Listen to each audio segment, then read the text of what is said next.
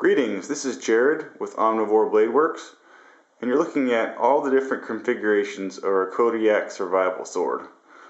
On the top you can see a completed sword, which is with a standard smooth spine and micarta handle, and there's its sheath with only one mouse clip on the one side.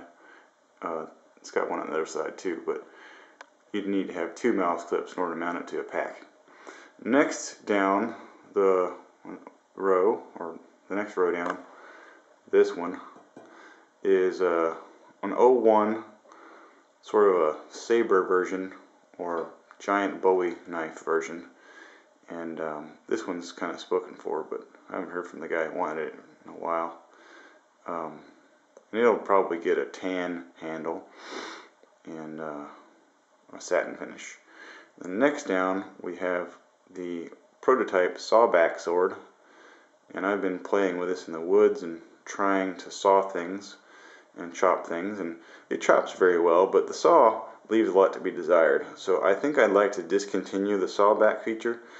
I do have several blanks that are left with the sawback.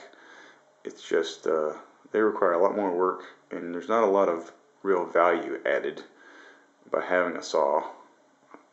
So those of you who have been considering sawback spines on this sword, I'm just going to kind of like point out the differences if we do the steel guard and pommel, or and either have the sawback spine or remove it. You can see here this was exactly the same blank as this one, except this one has been ground down, and this curve that was here has been moved down a little bit, so it's a little bit less false edge on the point than there is on this sword.